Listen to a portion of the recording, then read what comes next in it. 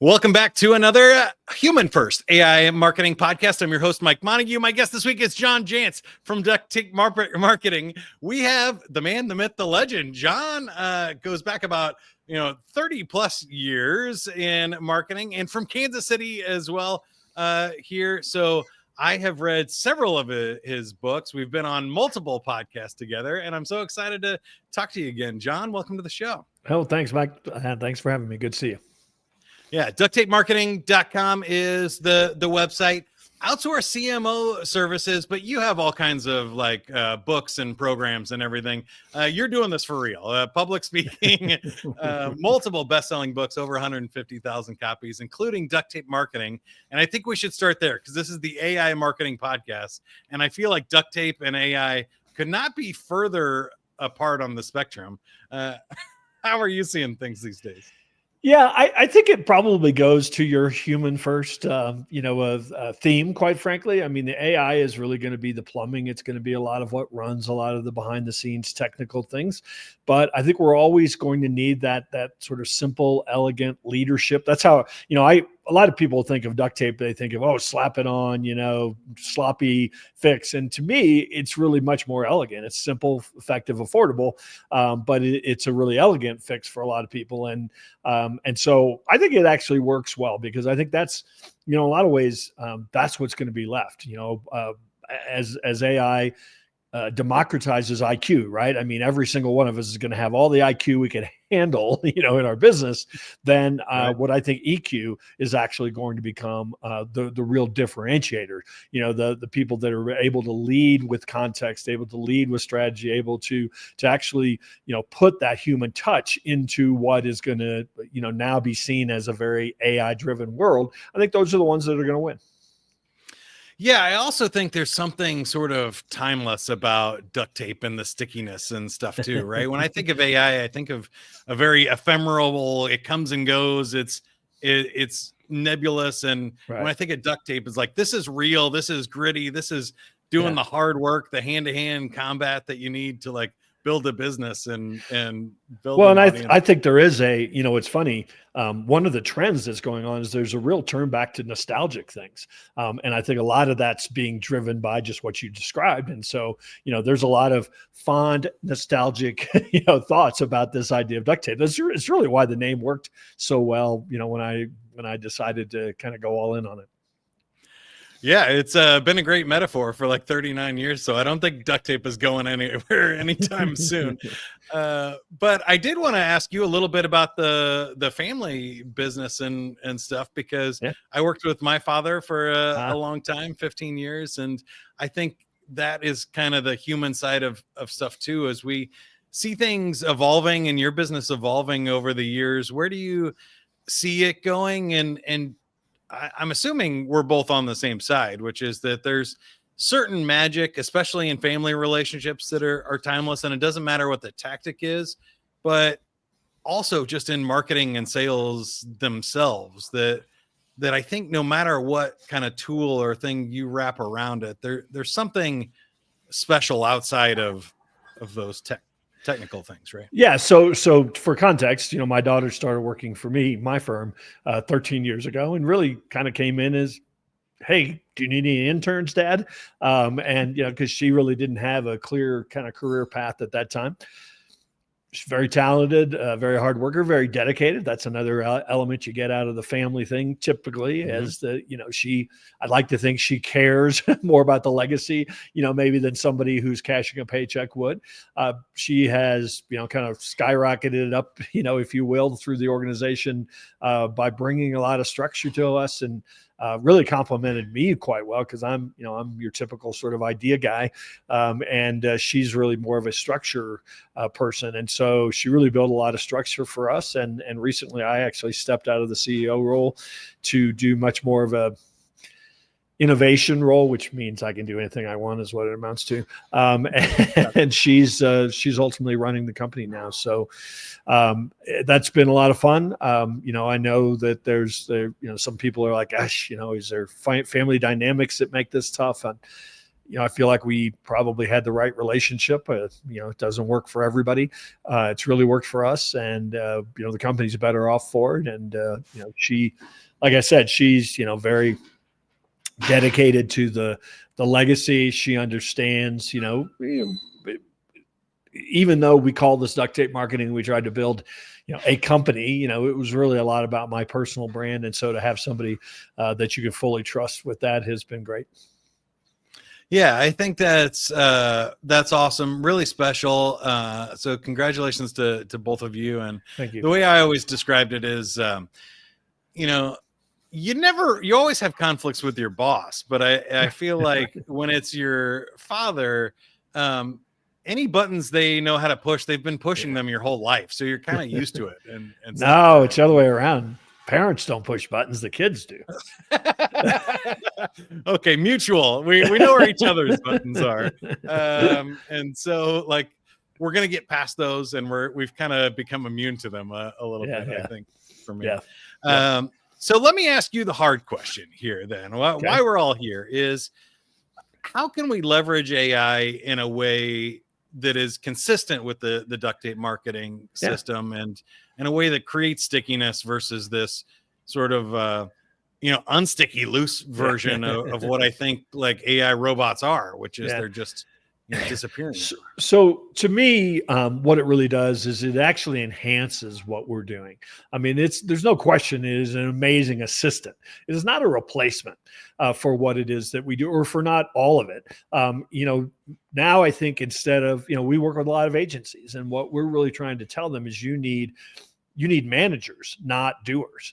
And I think that's, you look at an org chart today. I saw somebody on LinkedIn posted this, and they had some key roles, and then they had AI agents under those roles on the org chart. And I think that's what's really going to be happening. I don't think that we're at a point where we can just say, let AI do everything, and we'll just sit back and customer won't care. They'll have a great experience, because it's certainly not true today. AI can't write original content without a ton of training and a ton of guidance. I certainly think that we're not quite at the point where somebody's going to say, sure, I'll just let AI go out and make all my purchases and, talk to all my customers. And, because I think what we have to do, and frankly, this is true. I mean, I started my business before we had the internet, right? And so websites and email and social media, even, those gave people more access. Those gave people the ability to go on a website and schedule an appointment, without talking to a human being. Those are things that people want to do, but they don't want to do everything. They want to still have relationships with people. They want to be able to do transactions or do business with people they trust. And so those components, we can't think about replacing those components.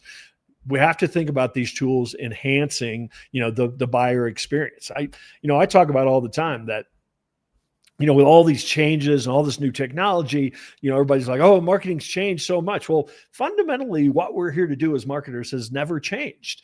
The thing that's really changed, and that I think we have to pay attention to, is how people buy, how people want to buy. That's probably changed more than anything today. And I think we just have to stay very plugged into that. Yeah, I do feel like this is a little bit of a shift, though. Do you agree that I think... Yeah. Where before, like, everything else was speeding up what was already happening, and this feels like a bigger shift of like something different is happening this time. It is definitely an acceleration, but it feels like there's a different sort of process. And I like the way you think about it. Like, as a manager, you need to manage the AI. We were having to use the tool, so we still needed to hire the intern or the junior level marketer to post the social media posts, even though we could kind of write them and generate it. And we had to publish, daily or hourly in some cases on social media from when you started, where you could write a book once a year or something and and publish stuff. So I felt like that was all faster, but now it's like, no, we have these agents that we actually need to move up to be consultants. We need to move up in our manager thinking, because so much time has been saved now that it changes the game for me. What do you think? Yeah, there's no question that, and that's what I've been telling people all along is, this is a tool that can either replace people or elevate them. And I think that that's how people need to be looking at it. But there's no question, this shift is not just, oh, look, we have a new tool or we have a new way to do things. This is a fundamental shift. I've seen people, it's kind of cliche to say, but this is like the industrial age, coming and changing how people farmed, and this is like the automobile changing, how transportation, happened. This is a change that is that big. But I also think that right now we're still in the hype stage of it, and the like potential, like here's what they're going to do, all of that's kind of still out there, that people are talking about. At some point, we're not even going to talk about AI anymore because it's just going to be baked into everything that we do in every process. So, this is a big change, but change is something that, we experience every year, quite frankly. And so it's just really a matter of how do we adjust to this change and make it work to do the things that we've always done in businesses. And so, like with all of those changes, I'm sure blacksmiths, when I had a lot less business, when people stopped riding horses to work. So there's definitely going to be some dramatic changes in the industry and in hiring and frankly in education, all the way from, high school to and college level of training. I think that's going to change dramatically over the next decade as we prepare people for a whole different world. Yeah, the types of knowledge and the types of thinking I think you need to know going forward are going to change. Well, it's kind of ironic is, where there's going to be huge demand? You either become an AI prompt engineer, whatever the fancy title is people want to call it, or become an electrician or a plumber, because I don't think AI is going to actually replace those jobs anytime too soon. They may be using AI robot glasses. Repair would be great. Yeah, and, maybe using AI glasses, to to figure out how to, fix the heater, but they're still going to be using their hands on wrenches. And I think that you're going to see an upswing in people going into the trades, quite frankly. Yeah, I think so too. The other shift, though, that I wanted to ask you about is the other way, the upskilling. Like, I think we're going to need more strategic thinking. And I'm not sure, especially small businesses, but even large businesses have really got their hand around what an AI strategy looks like. And I know you were kind of moving this way. So I do think some things are accelerating. Like you were already talking about outsourced CMO services and stuff. And it's like, okay, well, maybe if the robots are running a lot of the day-to-day activities, maybe we just need somebody to help us think strategically about this or design the plan, and then we can run the plan from here. Or maybe we don't have the traditional workforce anymore of like, multi-levels and we, 8 interns and 3 junior staffers and all that kind of stuff looking like. So can you tell me a little bit about how you're thinking strategically and maybe organizational design these days? You're spot on. I think it is going to be much more of a management, of strategy. We've actually started talking, when we talk about fractional CMOs, I think some people have an idea of what that is, but the problem that a fractional CMO solves for the small to mid-sized business is bringing marketing leadership. We've actually started talking about it as what we're selling is marketing leadership as a service. So we're actually going into organizations, building the strategy, fixing the foundation. That's stuff that's got to be done because it's way broken. And then actually helping them build the system and the organization and the structure, whether it's AI or how much AI is in there or not. So that's how we've changed our consulting. And instead of coming in and saying, oh, we're going to produce all your content now or all your social media posts, we're going to produce the system.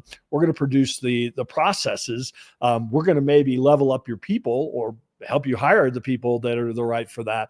And I think that's how our shift as a marketing consulting, role is going to change dramatically with the folks that we work with. Yeah, that makes a ton of sense. And I wanted to ask you one just about the books. This might be a little bit of a sidebar, but you've written some very successful books and that was a key part of your career. And now I feel like anybody can write a book. You can have a book up on Amazon by the time this, podcast comes out tomorrow or something. And so I do think that great books will still exist and still find their way to kind of be viral, and messages hit at the right time and right things. But with so much noise and in the system and stuff, how do you, specifically books, but how do you see the tactics and stuff changing? Well, one of the things that I've been talking about is, information. Nobody needs more information. Nobody needs more content. And so it's always going to be about those companies that can actually make sense of that content, make sense of that noise, put it in context. And so it's a different skill set, I think, than just producing more content. The other component of it is I think we're a long way away from a lot of industries, not having a human relationship involved in a transaction at some point. More and more, I talked early on about the idea that the buyer's journey has changed dramatically. More and more, it used to be for a $29 transaction, but now $8, $10, $15,000 transaction, people are actually doing it's all DIY. I can do all the research myself. I can make a decision. Maybe I actually need to go, or maybe I just click a link, and I think we're going to see more and more of that. But I think that the companies that are going to win are the ones that realize, hey, we have a brand that is going to be meaningful and mean something to somebody, and how can we actually make that an important part of our marketing, because people can find all the information they want, and so it's not really going to be a matter of saying we just need to do more of the same thing. Yeah, that's why I think the strategy is interesting, because it really depends on your industry. There have been a lot of knowledge-based companies like the book industry and stuff where, in my experience, the last 15 years in sales training, is there's some things that are just expensive, difficult, like heavy, hard to figure out. You got to have buying consensus or enterprise sales. Like AI can help you, whatever, find the best replacement part for your machine or something. But if you're talking about getting an enterprise organization to change their software system or something, that's going to require collaboration between departments, building consensus, like really confusing things. And we're talking about multi-million-dollar decisions. Those are different types of things where I think the same thing goes for marketing. I think we've known for a long time that there's different stuff. You're selling toilet paper. It's a race to the bottom. It's pretty much cheapest and a few simple factors you're doing out there.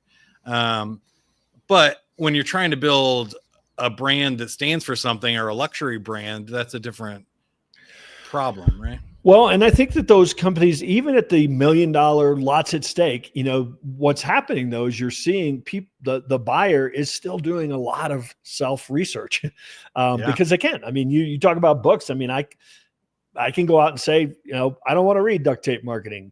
AI, tell me everything I need to know in that book. And I think we sometimes underestimate how much the buyer is actually using AI as well as the seller. So I think that the getting on that short list is really the difference of a brand, a strong brand, a trusted brand, as opposed to just somebody who's putting out more content so that they get found. Yeah, that's awesome. Any other like big shifts or strategies and stuff that you've kind of been seeing in your world that you think maybe most people haven't realized yet? Well, it's harder. I mean, we don't really do a lot of work, say, e-commerce brands and, folks that are just selling lots of widgets, but certainly in the professional services, even the home services businesses that we work with, finding ways to create that human connection to supplement what you're doing with your marketing with, as much human connection as possible. And doing things that don't automate, doing things that maybe don't scale, to me, it's gotten really easy. We've gotten pretty lazy, quite frankly, the last 5-10 years. If you ran ads, you figured out the SEO game, you had a lot of people come to your door pretty inexpensively. Well, a lot of that's going away. And so the companies that now can say, okay, we can't send out, 10,000 emails and, hope we get this return. What can we do differently? And I think it really is going to be a return to some of the kind of old school, spend more time on fewer people than and build a brand of trust than it is going to be on, what are all the things that we can automate so we can scale. I love that. That's definitely where I'm going with the human first concept. Is I think we have to go back to the skills of like finding relationships. People follow you because they know you and they want to they trust your opinion, not because they're looking for more content to follow on X or something. Like you said, nobody needs more of that. And the people have already taken all of that space, and AI is going to take even more of it and drown out that noise. So I think, for me at least, I hope that we have finally chased that squirrel like as far as it will go, and people are going to have to say like, okay, no, there's no more room for more spam. Like the AI spam blockers are going to be better than the spam creators. So we finally have to go back to this real value-based marketing, relationship-based stuff that means something to a human, not to an algorithm or a search result or a, and I from a content standpoint, we've certainly, the days of writing a 500-word how-to, article, are gone. That's really a total waste of time. And so, we have to think in terms of, what experience can we demonstrate? What counterpoint of view can we, really, find a tribe that has that, same belief? How do we use our clients, case success studies to demonstrate that we're not just talking about this stuff, we actually do it. Those are, I think that from a content standpoint, that's the new bar, as opposed to just putting out more stuff.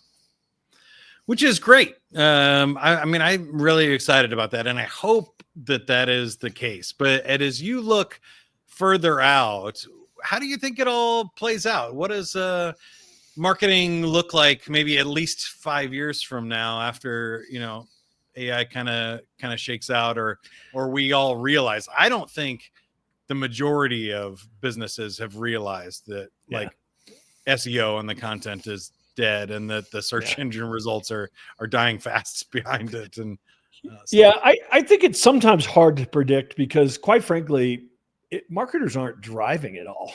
The buyer and what their behavior and what they want to do and what they think is real or fake, is really driving a lot. And quite frankly, I mean, you've been around a while too. You see this all, what's working one day won't be working the next day. So I think it's the companies that stay as close as possible to their core clients, to really understand what they want, understand what they don't want, understand what they like about AI, because there are some things to like, but there's certainly some ways that it's being abused by people in a way that people are going to be turned off.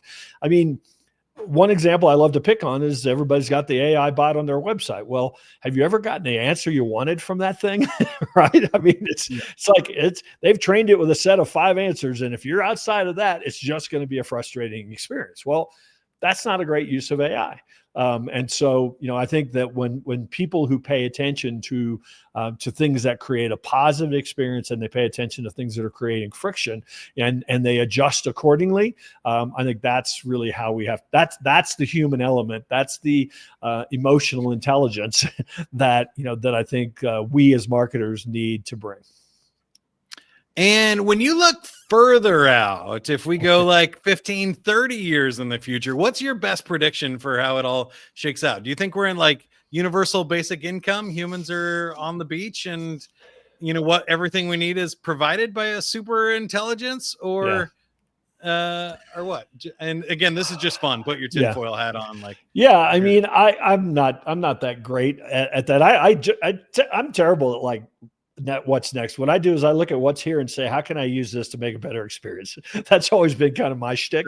But if you want to go out to the future, I mean, certainly access to information is going to, I don't know if it's going to be device or if it's just going to be, the glasses. And, so I think, I don't think that in your skull now. Yeah. I mean, I don't think we're going to have to it's interesting, but you think about school, what we learned in school, you and I mean, it's sure it's changing some of the kids that are in school today, but do they need to know any of that?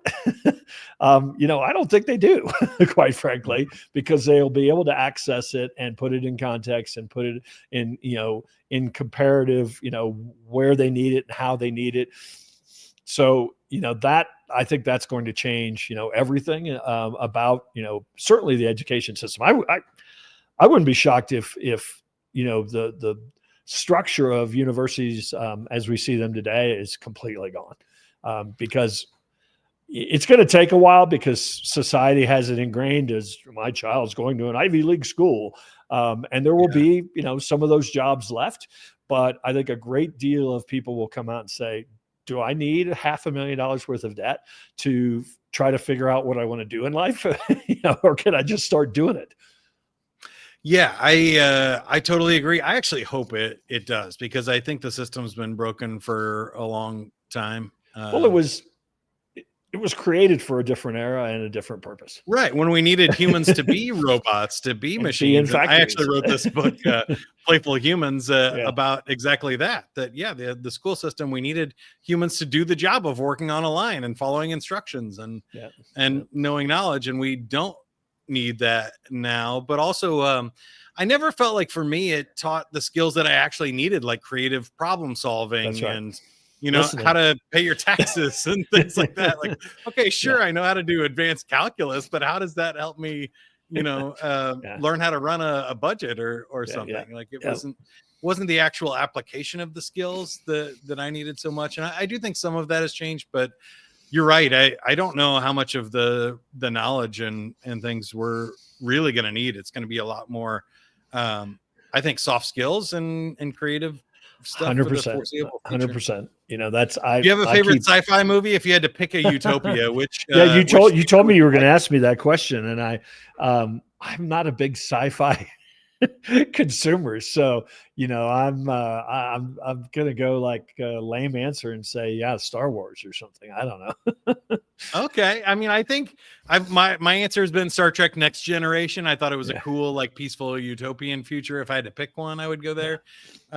Minority Report and stuff like that, where advertisements are flipping up based on our retinal scans and thumbprints and stuff. Well, I think we're going to see more and more in that, but quite frankly, I mean, I think the world's going to overheat and we're going to blow each other up. So, Well, I was going to say, I think we're going to have to move past that pretty fast. I think you said a long time. It took 10 years for phone books to go away, but that's not a long time in the grand scheme of humanity. And I think that we're showing that it's going faster and faster. So ChatGPT became one of the top companies and most valuable companies in the world in less than 2 years, where that would take decades before. So I kind of hope that we're going to see a lot of AI spam for a couple years, and then we're all going to go, look, we can't do this anymore. We can't live as humans, or we're going to create AI to block those ads and stuff. And I think that's a pretty rapid progression too, just like we saw with LinkedIn. I always make fun of the comment spam of like, LinkedIn won't let us put links in the post, so let's put them in the first comment. Well, it doesn't take very long for the LinkedIn algorithm to learn that if you put a link in the first comment, we're going to block that post too. It's going to catch up. So I think those cycles, I think, are doomed. They're not going to make it much longer. Marketers ruin everything. Salespeople and marketers, especially traditional stereotypes, do not do ourselves any favor. But I think this is finally the chance for people to lean into it and go, you know what? Let's figure out how to be good professional marketers and professional salespeople that know how to help people. Because the AI right now is like a teenager, or an intern. It's pretty dumb. It's making bad mistakes, and it's doing what you think you would do if you watched movies about sales and marketing, not what you actually do as a professional, experienced marketer. Yeah, I mean, we're teaching a lot of people to use it, but again, use it the right way. And I think that's going to be one of the keys, at least, There are a lot of use cases. It makes a ton of sense, but I think the idea of, oh, we can get rid of, I mean, I've seen people literally saying this. I built a $10 million company with 2 people in AI. It's like, okay. Yeah, it's possible, but you still have to have the idea. So one of the things I was saying, I was talking to Park Hill South here in Kansas City last week, and I said, in a world where you can make anything, what's the hardest question? Like, what are you gonna make? Like, we still need the humans to decide, what is this business? Where is the value? Like, how am I going to tell the story and build an audience for it? And why would anybody want to buy this, project, even if you can with 2 people and an AI make a software program? What software program? You can write any book you want to write. What are you going to write? I think that's a more fun question. Well, I think, and I really think that one of the keys is, one of the things that AI is going to do is it's going to make us all look the same. And so, companies that can figure out how to look different, are really going to be the ones I think that win. Love it. I think that's the mic drop moment. John, thanks for being on the show. How can you help us, or how can we help you?